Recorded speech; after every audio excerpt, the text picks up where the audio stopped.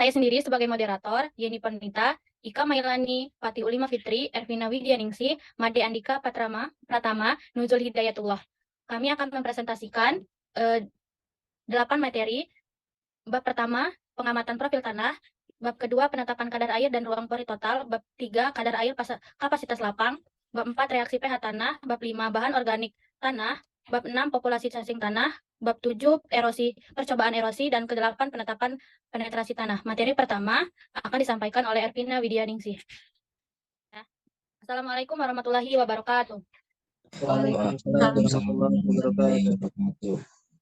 Kami dari kelompok 3 akan mempresentasikan tugas akhir praktikum dasar-dasar ilmu tanah yang beranggotakan tanah merupakan benda alam yang tersusun dari padatan bahan mineral dan bahan organik cairan, dan gas yang menempati permukaan daratan yang dicirikan oleh horizon-horizon atau lapisan-lapisan, yang dapat dibedakan dari bahan asalnya sebagai suatu hasil dari proses penambahan, kehilangan, dan pemindahan transformasi energi dari bahan atau kemampuan mendukung tanaman di dalam lingkungan alami. Proses pembentukan tanah dimulai dari proses pelapukan fisika dan kimia batu-batuan hancur menjadi fragmen yang kecil-kecil menjadi bahan induk yang disebut regolit. Proses selanjutnya adalah pencampuran bahan organik dengan bahan mineral di permukaan tanah, pembentukan struktur pemindahan bahan-bahan tanah dari bagian atas ke bagian bawah, dan berbagai proses lain yang dapat menghasilkan profil tanah. Profil tanah adalah penampang vertikal dari tanah yang menunjukkan susunan horizon-horizon adalah lapisan-lapisan tanah. Pengamatan tanah di lapangan bertujuan untuk memperoleh data-data sifat-sifat morfologi tanah dan penyebarannya berdasarkan jenis dan sifat-sifat morfologi yang diketahui. Pengamatan tanah dapat dilakukan melalui penampang profil tanah. Next. Selanjutnya, tujuan dari pengamatan profil tanah. Yang pertama, mengetahui dan memahami lapisan-lapisan yang ada pada tanah. Yang kedua, mengetahui apa saja faktor-faktor pembentuk tanah. Yang ketiga, mengetahui jenis-jenis tanah. Yang selanjutnya adalah alat dan bahan yang digunakan dalam praktikum pengamatan profil tanah. Yang pertama, ada cangkul, meteran oral baja, penusuk, buku Munsell soil color card, pengukur pH tanah di lapangan, penetrometer, palu, dan lahan profil tanah. Selanjutnya adalah prosedur kerja yang dilakukan dalam pengamatan profil tanah. Pertama, itu dilakukan orientasi pada seluruh penampang tanah. Yang kedua, ditusuk dan dicongkel dinding penampang yang akan dideskripsi untuk mengetahui perbedaan kekerasan dan kepadatan tanah. Yang ketiga, dirasakan perbedaan tekstur dengan meremas tanahnya. Yang keempat, ditarik batas berdasarkan perbedaan-perbedaan yang dirasakan dan dilihat. Yang kelima, dipasang meteran sehingga bisa diketahui kedalaman dan ketebalan tiap lapisan dan diberi nomor tiap lapisannya. Yang keenam, dilakukan deskripsi dan pencatatan. Yang ketujuh, didapatkan hasil sifat-sifat dan morfologi tanah. Berikut adalah hasil yang didapatkan dari pengamatan profil tanah. Selanjutnya, ada pembahasan. Berdasarkan hasil data yang diperoleh dengan pengamatan profil tanah, 20 presentasi dan 10 derajat kemiringan terdapat tanah dengan 4 horizon, yang masing-masing kedalaman. Pada horizon pertama, ada 14 cm, horizon kedua 30 cm, horizon ketiga 30 cm, horizon keempat dengan kedalaman 60 cm. Pada horizon 1 termasuk ke dalam tekstur gembur sama dengan horizon 2. Pada horizon 3 termasuk ke dalam lempung, dan horizon 4 termasuk ke dalam liat. Batas horizon yang diperoleh dari horizon 1 dan horizon 2 itu angsur. Yang horizon 2 dan ketiga baur, yang ketiga dan 4 ke baur. Hal ini dikarenakan tutupan lahan permukaan yang baik menyebabkan sifat tanahnya juga baik. Pada horizon 1 dan 2 termasuk ke dalam gembur dikarenakan tingginya kandungan bahan organik. Begitupun pada horizon ketiga dan keempat, semakin rendah kandungan bahan organik, maka warna tanah itu semakin terang. Selanjutnya, kesimpulan dari pengamatan profil tanah. Yang pertama, kesimpulannya profil tanah disusun oleh lapisan-lapisan atau lebih dikenal dengan horizon-horizon. Yang menyusun serum tanah adalah horizon A, A1, A2, dan A3, dan horizon bahan-bahan B1, B2, dan B3, serta ditambah dengan horizon C dan horizon reaksi. Yang kedua, faktor-faktor pemenuhan tanah yaitu kemiringan, material asal, organisasi hidup, waktu, dan iklim. Yang ketiga, jenis-jenis tanah yaitu terdiri dari tanah aluvial atau endapan, tanah humus, tanah kapur, tanah vulkanik, dan tanah gambut. Sekian, materi selanjutnya akan disampaikan oleh Made Andika Pratama. Selanjutnya bab 2, penetapan kadar air dan ruang pori total. Kadar air kapasitas lapang adalah keadaan tanah di mana tanah tersebut dapat menyerap atau mengikat air apabila tanah sudah kering. Arti lain yaitu kondisi tanah agar langsung diambil dari lapang. Metode yang digunakan dalam penetapan kadar air kapasitas lapang yaitu metode Archix dan metode Boykans. Namun dalam praktikum yang dilakukan menggunakan metode Archix. Rumus dari perhitungan kadar air kapasitas lapang yaitu BTKL dikurang BTKO per BTKO dikali 100%. Di mana BTKL adalah berat tanah kapasitas lapang dan BTKO adalah berat tanah kering oven. Next. Adapun tujuannya, yang pertama yaitu untuk mengetahui syarat-syarat pengambilan sampel tanah. Yang kedua yaitu mengetahui hubungan antara kadar air tanah dan ruang pori total terhadap pertumbuhan tanaman. Dan yang ketiga yaitu mengetahui kerapatan isi pada tanah. Alat dan bahan yang digunakan yaitu tabung silinder, skop, pisau, spidol, timbangan, oven, penggaris, jangka sorong, desikator, dan bahan yang digunakan yaitu sampel tanah. Prosedur kerjanya yaitu yang pertama diambilkan contoh tanah menggunakan tabung silinder atau ring sampel pada lapisan atas yang sudah dibersihkan lalu diletakkan di lapisan tanah. Kemudian ditabeli pada tabung silinder untuk volumetrik dan plastik untuk gravimetrik. Kemudian tabung silinder diletakkan dengan balok kecil dan diletakkan di tabung keduanya hingga masuk setengahnya. Kemudian digali tanah dengan skop. Kemudian dipisahkan kedua tabung dan diratakan sisi tabung dengan rata. Jika terdapat akar dipotong dengan gunting. Kemudian ditutup dengan plastik dan diambil contoh tanah dengan skop untuk metode gravitasi dan dilabeli. Kemudian ditimbang tanah sebelum dan sesudah penggunaan dan ditimbang juga ring sampel sebelum praktikum. Kemudian di oven pada suhu 102 sampai 105 derajat Celcius selama 24 jam. Dan dihitung bobot tanah kering, volume tanah, kerapatan isi, dan kadar airnya. Berikut adalah hasil yang didapatkan. Next. Pembahasannya yaitu berdasarkan hasil pada praktikum, didapatkan tabel yaitu metode gravimetrik, volumetrik, dan pada ruang pori total dengan masing-masing kedalaman 0 sampai 10 dan 10 sampai 20 didapatkan berat sebelum dan sesudah pengovenan. Didapatkan berat ring sampel yaitu tanah sebelum di oven memiliki bobot lebih berat dan sesudah di oven bobotnya berkurang. Hal ini dikarenakan berat setelah pengovenan konstan yang dapat diartikan bahwa air yang terdapat dalam sampel menguap dan yang tersisa hanya padatan. Air yang terlihat kuat dalam sampel. Sedangkan pada tabel 3 didapatkan ruang pori total yang dinyatakan dalam persen. Hal itu dikarenakan volume seluruh pori-pori dalam tanah utuh dan dinyatakan dalam persen. Kesimpulannya yaitu yang pertama tanah yang akan diambil contohnya harus bersih dari rumput-rumputan, sisa tanaman, bahan organik, serasa dan batu-batuan atau kerikil. Yang kedua yaitu semakin meningkat kadar air yang diberikan pada tanaman maka semakin baik pertumbuhan dan produksinya. Sebaliknya semakin menurun kadar air maka berpengaruh buruk terhadap pertumbuhan dan produksi hijauan. Dan yang tiga yaitu kerapatan isi adalah perbandingan massa total kering tanah terhadap volume tanah yang dinyatakan dalam gram per sentimeter kubik. Selanjutnya akan dijelaskan oleh Fatih Yulima Fitri. Ada materi ketiga, kadar air kapasitas lapang. Kapasitas lapang adalah kegiatan tanah di mana tanah tersebut dapat menyerap atau mengikat air bila tanah sudah kering. Dalam arti lain, kapasitas lapang adalah kondisi tanah segar yang langsung diambil dari lapang. Udara tanah adalah semua udara yang terdapat pada lapisan pengandung udara. Faktor-faktor yang mempengaruhi kadar udara yaitu penguapan, tekstur tanah, serta bahan organik.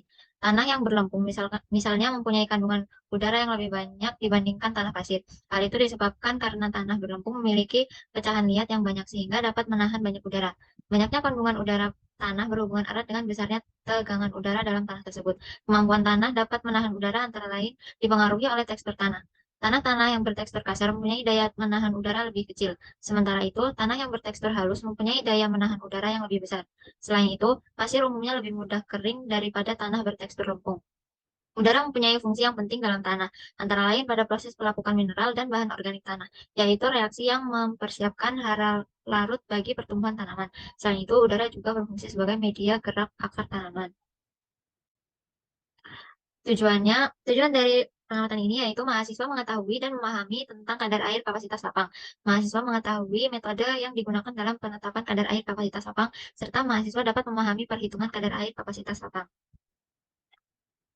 Selanjutnya, alat dan bahan yang digunakan pada pengamatan ini yaitu gelas beker, pipa kapiler, cawan, botol spray, spatula, timbangan digital, plastik wrap, oven, serta bahan yang digunakan yaitu tanah pasir kuarsa dan air. Prosedur kerja yang dilakukan, yang pertama disiapkan alat dan bahan. Yang kedua, diisi gelas beker 15 ml dengan pasir kuarsa setinggi 1-2 cm. Yang ketiga, diletakkan pipa kapiler tegak lurus dengan permukaan pasir dan diisi kembali dengan tanah sampai 3,5 dari tepi atas gelas. Yang keempat, dibasuhi lapisan atas tanah dengan air sedalam 2,5-4 cm sehingga air tidak terkena pasir. Yang kelima, Ditutup gelas beker dengan plastik wrap dan simpan selama 24 jam. Yang keenam, diambil contoh tanah dari gelas beker sedalam 2,5 cm dari permukaan dan ditetapkan kadar airnya dalam oven pada suhu 105 derajat Celcius. Yang ketujuh, ditimbang contoh tanah tersebut atau berat tanah kapasitas lapangnya. Yang kedelapan, dimasukkan kembali ke dalam oven bersuhu 105 derajat Celcius selama 24 jam. Kemudian dimasukkan ke dalam desikator kurang lebih selama 5 menit, lalu ditimbang berat dan tanah tersebut. Dan didapatkan hasilnya. Berikut hasil yang diperoleh. Selanjutnya, berdasarkan hasil praktikum tersebut, dilakukan penetapan kadar air kapasitas lapang dengan metode ARCIX. Proses penetapan ini dilakukan sebanyak 2 ulangan percobaan. Ulangan 1 memiliki berat cawan saat 15,2 gram, berat tanah kapasitas lapang 18,2 gram, berat tanah kering oven 17,8 gram, sehingga diperoleh kadar air kapasitas lapang sebesar 0,15%. Pada ulangan 2 memiliki kadar bercawan 14,6 gram, berat tanah kapasitas lapang 19,6 gram, berat tanah kering oven 18,8 gram, sehingga diperoleh kadar air kapasitas lapang sebesar 0,19 gram. 0,19%. Rata-rata dari kadar air kapasitas lapang yaitu 0,17%. Peningkatan yang terjadi pada kadar air kapasitas lapang tersebut menunjukkan bahwa terjadi peningkatan air tersedia pada suatu tanaman. Kesimpulannya, yang pertama, kadar air kapasitas lapang adalah keadaan tanah di mana tanah tersebut dapat menyerap atau mengikat air apabila tanah sudah kering. Arti lainnya yaitu kondisi tanah segar yang langsung diambil dari lapang. Yang kedua, metode yang digunakan dalam penetapan kadar air kapasitas lapang yaitu metode ARCIX dan metode Boyukans. Namun, dalam praktikum yang dilakukan hanya menggunakan metode ARCIX. Yang ketiga, rumus dari perhitungan kadar air kapasitas lapang yaitu BTKL min BTKO per BTKO dikali 100%, di mana BTKL adalah berat tanah kapasitas lapang dan BTKO adalah berat tanah kering oven. Materi selanjutnya akan dibacakan oleh Nuzul Hidayatullah. Reaksi pH tanah. Sifat fisik tanah dapat dilihat dari kondisi permukaan tanah. Ada yang memiliki tekstur kasar sampai halus. Sifat kimia tanah dapat dilihat dari nilai pH dan kandungan unsur hara yang terdapat di dalam tanah, dengan nilai pH optimal yaitu 7. Dalam bidang pertanian, tanaman juga tidak lepas hubung kesuburan tanah agar didapatkan hasil panen yang maksimum. Oleh karena itu, praktikum ini dilakukan dengan tujuan mengetahui seberapa penting sehat terhadap tanaman. Next. Tujuan 1. Mahasiswa dapat mengetahui pentingnya tanah terhadap tanaman. 2. Mahasiswa dapat mengetahui pH tanah dengan unsur hara dalam tanah. Untuk alat dan bahan, alat yang digunakan pada praktikum ini adalah botol semprot, botol film, gelas ukur, pH meter, pipet tetes. Bahan yang digunakan ialah Aquades, kapur, H2SO4. Prosedur kerja. Disiapkan alat dan bahan. Ditimbang kapur dan tanah. 3. Dimasukkan 10 gram tanah pada masing-masing botol film. 4. Dimasukkan kapur sebanyak 10 gram pada botol film sampel kapur. 5. Dimasukkan larutan H2SO4 sebanyak 2 tetes pada botol film sampel H2SO4. 6. Dimasukkan 25 ml Aquades pada masing-masing botol sampel. 7. Ditutup rapat lalu dikocok menggunakan sakar selama 5 menit, setelah itu didiamkan sebentar. 8. Diukur pH menggunakan per meter dan diamati perubahan pH. Untuk hasilnya sebagai berikut.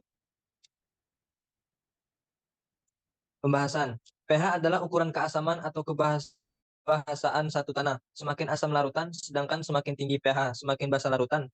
Dalam praktikum ini, tanaman kontra memiliki pH 5,63 yang menunjukkan tanah tersebut bersifat asam. Tanah dengan campuran H2SO4 memiliki pH 3,49 yang menunjukkan bahwa tanah tersebut lebih asam dari tanah kontrol. Sedangkan tanah dengan campuran kapur memiliki pH 7,14 yang menunjukkan bahwa tanah tersebut bersifat basa. Kesimpulan. 1. pH tanah sangat penting dikarenakan larutan tanah mengandung unsur seperti NPK, di mana tanaman membutuhkan dalam jumlah tertentu untuk tumbuh, perkembangan, dan pertahanan dari penyakit. 2. Diketahui bahwa unsur hara sangat terkait dengan pH larutan tanah. Menurutnya, pH tanah meningkatkan kelarutan unsur Mn, Zn, dan Fe. Ketersediaan unsur Nk, Ca, Mg, dan S cenderung menurun dengan pH. Materi selanjutnya akan disampaikan oleh Yeni Purnita. Bahan organik tanah. Bahan organik berperan sangat penting di dalam tanah. Di samping mengatur aliran energi dan hara dalam tanah, bahan organik juga berperan untuk memperbaiki struktur tanah. Bahan organik tanah terkandung dalam tanah sangat dipengaruhi oleh pengelolaan yang ditanamkan pada lahan. Bahan organik juga dikenal sebagai bahan pembenahan tanah, karena bahan organik mampu memperbaiki sifat fisik, kimia, dan biologi tanah. Tujuan diadakan praktikum ini adalah untuk memperbaiki dan memahami peranan penting lain bahan organik tanah. Untuk tujuan dari praktikum, yang pertama mengetahui dan memahami peranan bahan organik tanah, yang kedua mengetahui cara penetapan bahan organik tanah. Untuk alat yang digunakan pada praktikum ini adalah timbangan, Erlenmeyer 250 ml, pipet, sendok pengaduk, tabung reaksi, dan gelas ukur. Sedangkan bahan yang digunakan yaitu tanah kering, K2CR2O7 1N, H2SO4 pekat, indikator difenilamin 0,025 m, larutan amonium varesulfat 0,5 n, dan air. Untuk prosedur kerjanya, yang pertama ditimbang 0,5 gram tanah, kemudian letakkan dalam Erlenmeyer dan ditambahkan 5 ml K2CR2O7 1N. Yang kedua ditambahkan 10 ml H2SO4 pekat dengan gelas ukur di ruang asap selama 15 menit. Ketiga, diencerkan dengan 100 ml air di destilata. 4. Ditambahkan 5 ml asam fosfat pekat 2,5 ml larutan NaF 4% dan 5 tetes indikator difenilamin. Kelima, dititrasi dengan larutan NH42 FeSO42 0,5 N hingga warnanya berubah menjadi biru keruh, lalu dititrasi hingga menjadi hijau terang. Keenam, catat hasilnya. Berikut adalah hasil dari bahan organik tanah. Pembahasannya, berdasarkan tabel hasil pengamatan presentasi kadar bahan organik pada tanah didapatkan dua jenis tanah, yaitu tanah A dan B, dengan masing-masing satu ulangan. Pada jenis tanah A didapatkan 9 ml titrasi blanko, 8,2 ml titrasi sampel A, 0,34% C organik, dan 0,53% bahan organik. Pada jenis tanah B didapat 9 ml titrasi blanko, 8,3 ml titrasi sampel, titrasi sampel B 0,31% C organik, dan 0,53 bahan organik. Untuk kesimpulannya, yang pertama, bahan organik tanah memegang peranan penting dalam menentukan kesuburan tanah, baik secara fisik, kimia, maupun secara biologi tanah. Yang kedua, penetapan bahan organik tanah dapat dilakukan dengan metode Walke and Black. Materi selanjutnya akan disampaikan oleh Ika Mailani. Bab 5, populasi cacing tanah. Cacing tanah merupakan organisme yang tinggal di dalam tanah. Lahan yang mengandung banyak cacing tanah akan menjadi subur, sebab kotoran cacing tanah yang bercampur dengan tanah telah siap untuk diserap oleh akar tumbuhan-tumbuhan. Cacing tanah juga dapat meningkatkan daya serap air. Permukaan lubang yang dibuat cacing tanah meningkatkan konsentrasi udara dalam tanah. Di samping itu, pada saat musim hujan, lubang tersebut akan melipat gandakan kemampuan tanah menyerap air. Secara singkat, dapat dikatakan cacing tanah berperan memperbaiki dan mempertahankan struktur tanah agar tetap gembur. Tujuan yang pertama, mengetahui peranan cacing tanah. Yang kedua, mengetahui spesies cacing tanah. Alat dan bahan yang digunakan yaitu seperti kayu, skop, linggis atau tembilang, penggaris, timbangan, alat tulis, termometer, buku panduan praktikum, kamera handphone, lahan seluas 25 x 20 cm. Prosedur kerja dalam praktikum itu yaitu yang pertama menyiapkan bingkel, bisa kayu atau logam, atau kuadran berbentuk persegi berukuran 25 x 25 cm atau 50 x 50 cm. Yang kedua, menentukan secara acak pada lokasi yang akan digunakan untuk pengambilan sampel dan dihitung cacing tanahnya dengan cara melempar alat kotak persegi tersebut. Yang ketiga, setelah itu tandai tempat tersebut dan gali dalam kedalaman dengan hati-hati, yaitu kedalaman 0 sampai 10 cm dan 10 sampai 20 cm pada setiap lokasi yang ditentukan. Keempat, menghitung dan menimbang cacing tanah di setiap kedalaman yang terdapat dalam sampel tanah dengan metode pemilihan dengan tangan dan harus dilakukan dengan perlahan dan hati-hati. Yang kelima, yaitu catat jumlah cacing tanah dan biomasa cacing tanah pada setiap kedalaman. Kemudian dilakukan perhitungan konversi menjadi satuan meter persegi. Hasil yang didapatkan pada praktikum yaitu bisa dilihat.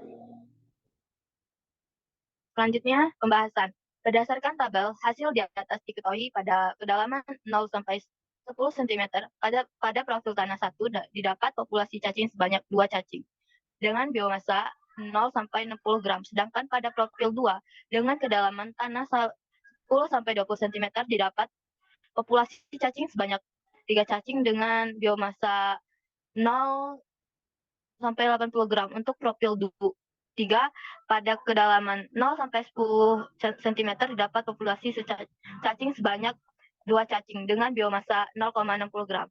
Sedangkan pada kedalaman 10 sampai 20 cm didapatkan populasi cacing sebanyak 4 cacing dengan biomasa 1 sampai 40 gram. Dari tabel hasil di atas dapat kita simpulkan bahwa tanah pada profil 3 lebih subur dibandingkan dengan tanah pada profil 1. Hal tersebut dikarenakan populasi cacing pada tanah profil 3 lebih banyak dibandingkan populasi cacing tanah profil 1.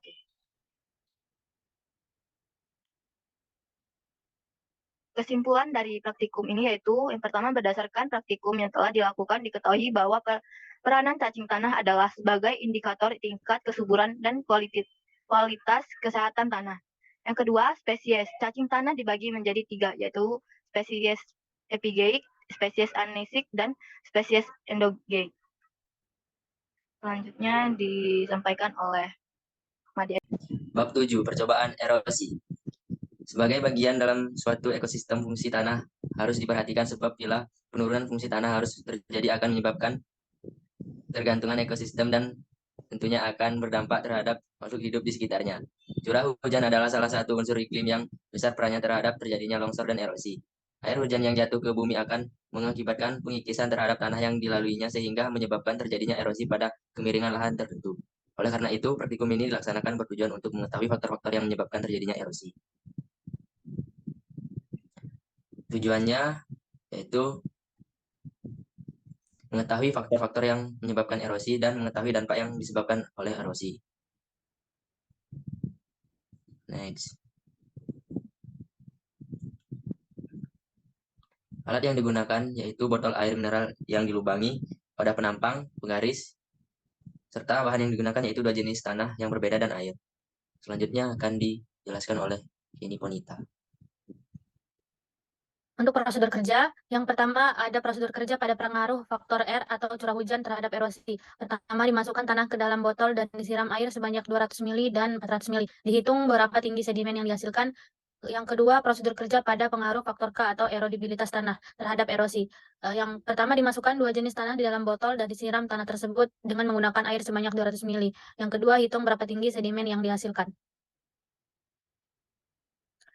Berikut hasil yang diperoleh pada praktikum.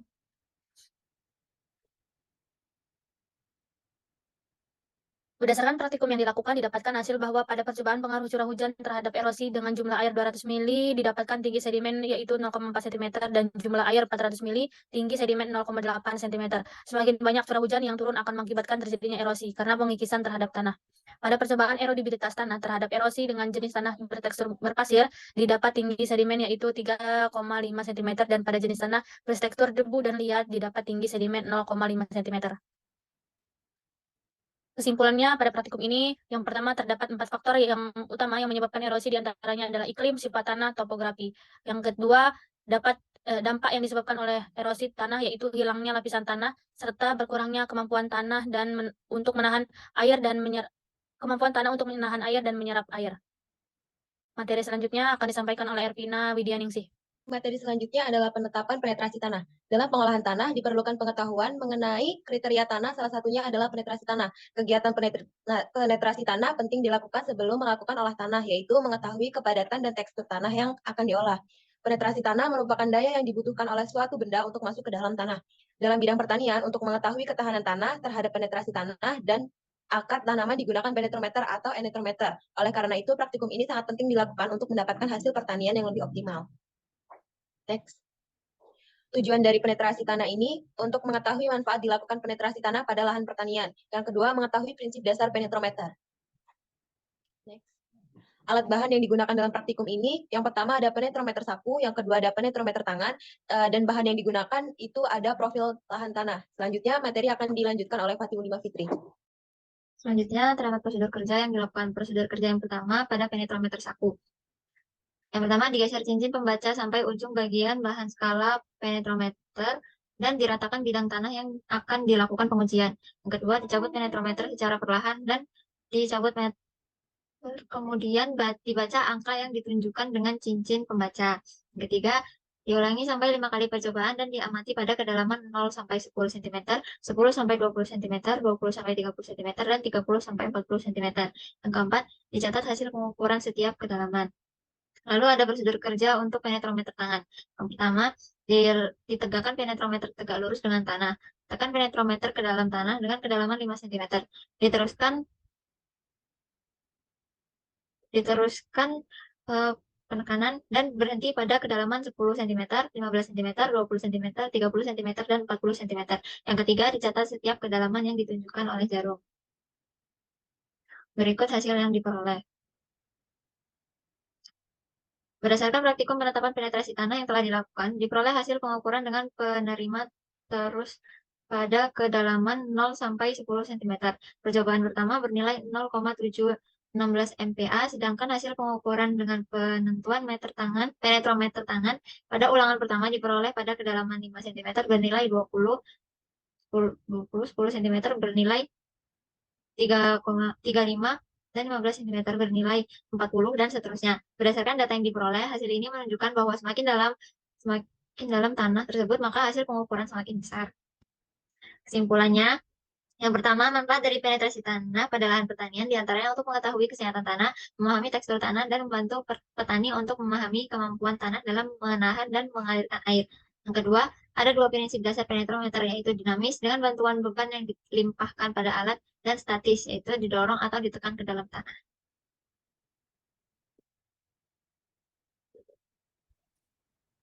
Cukup sekian dari presentasi kami. Maaf bila ada kesalahan. Kami akhiri. Wassalamualaikum warahmatullahi wabarakatuh. Waalaikumsalam Waalaikumsalam warahmatullahi wabarakatuh. Warahmatullahi wabarakatuh.